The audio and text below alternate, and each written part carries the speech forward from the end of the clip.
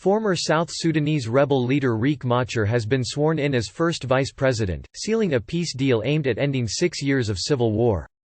President Salva Kiir witnessed the moment at a ceremony at the State House in the capital, Juba. It is hoped that the new unity government will bring an end to the conflict that has killed about 400,000 people and displaced millions. However, previous deals were widely heralded only to fall apart. Saturday's ceremony took place just before the deadline for an agreement expired. For the people of South Sudan, I want to assure you that we will work together to end your suffering, Mr. Machar said after taking the oath. He then embraced and shook hands with President Kiir. We must forgive one another and reconcile, said Mr. Kiir.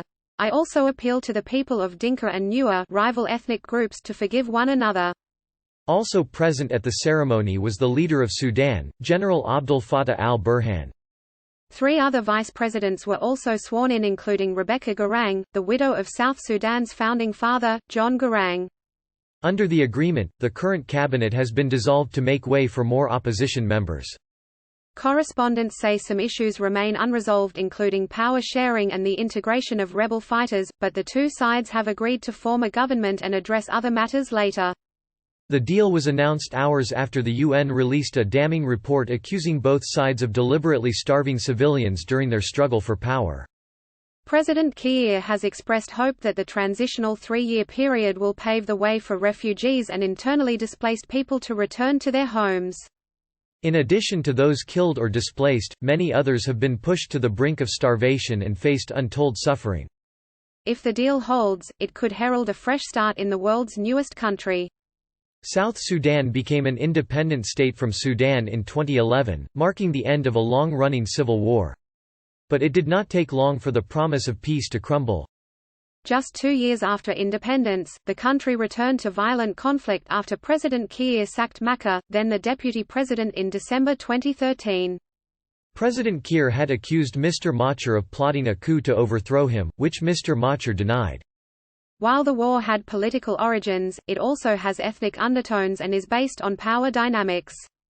The Dinka and Nuer, South Sudan's 2 largest ethnic groups, which the 2 leaders belong to, have been accused of targeting each other in the war, with atrocities committed by both sides. Parties had been unable or unwilling to agree on the terms for the formation of a transitional government, in line with the revitalized peace agreement of 2018.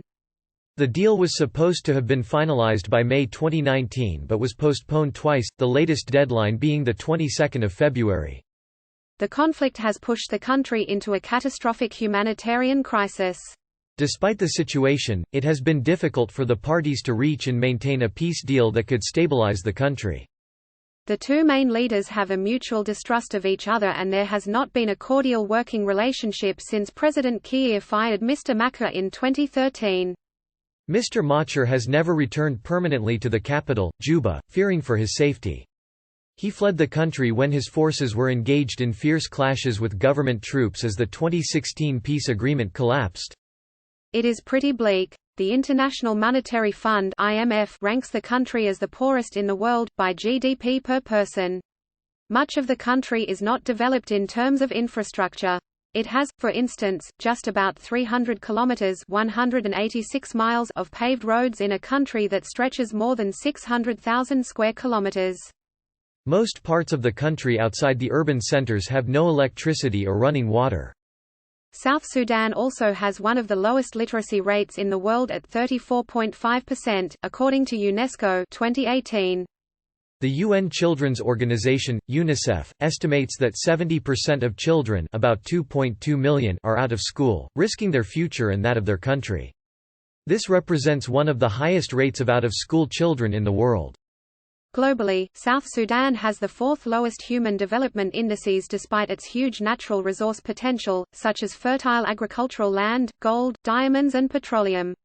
UNDP's Human Development Index measures the average achievements in human development, a long and healthy life, knowledge and decent standard of living.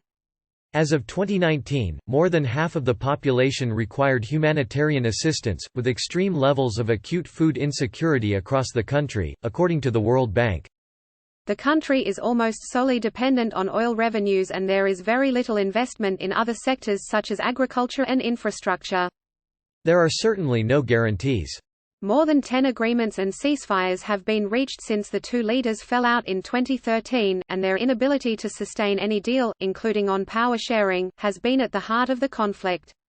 Peter Adwok Nyaba, an activist and former minister in South Sudan, says in a 2019 advisory that the agreement does not fully address the conflict elements of ethnic nationalism, power struggles and weak institutions of governance, which he says remain alive despite the deal.